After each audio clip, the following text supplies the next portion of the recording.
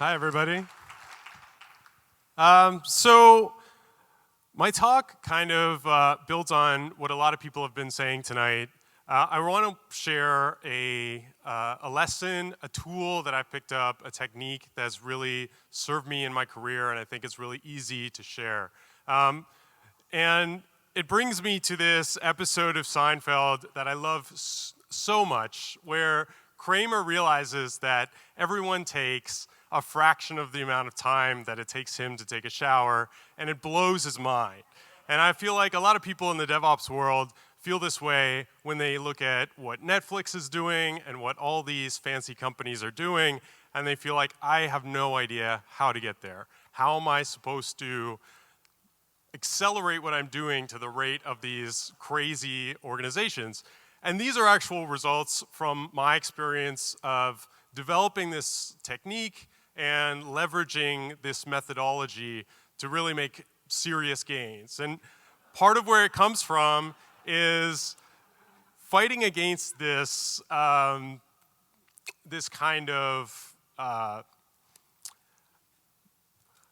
tendency that we have to focus on micro optimizations, right? And I think when we compare what we can do with tooling with what we can do when we really start to look at what's going on in our organizations and our teams, there's a huge amount of opportunity when we're looking at process versus tools.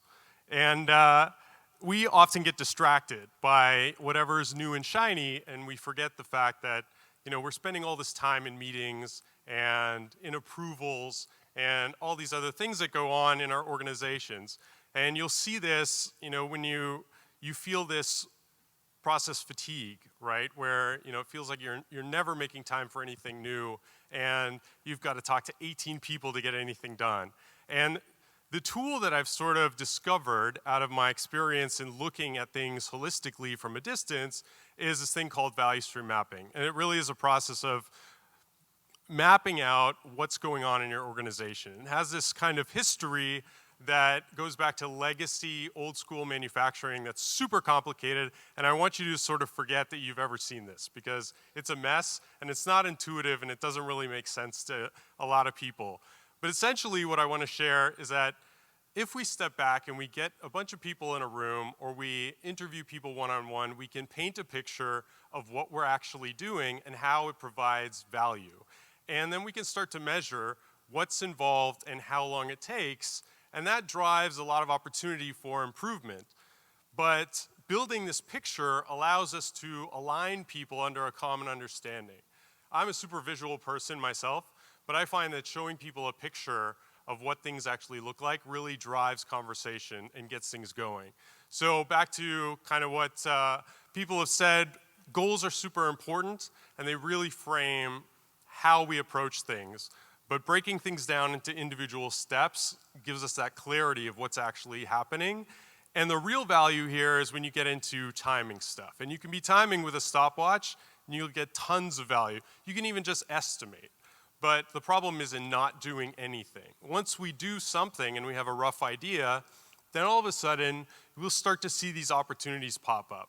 And you'll start to see that if we spend any more time optimizing our deployment, it's a complete waste, because we're ignoring this giant issue in the middle of the pipeline.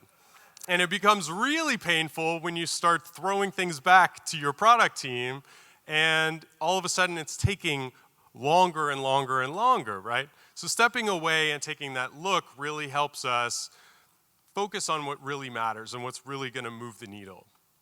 So you can take this, throw it in a spreadsheet for the spreadsheet fans, highlight things with fancy stuff like conditional formatting, and building a future state gives you something to work towards, and it gives you something to rally your team around.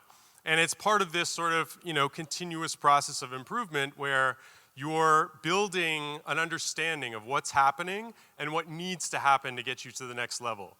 So to wrap that up, I think it's really important to echo earlier thoughts. Start where you are, look at the big picture, step away, focus on the real bottlenecks, and then use images and things that speak to people to convince them that we should move in a specific direction.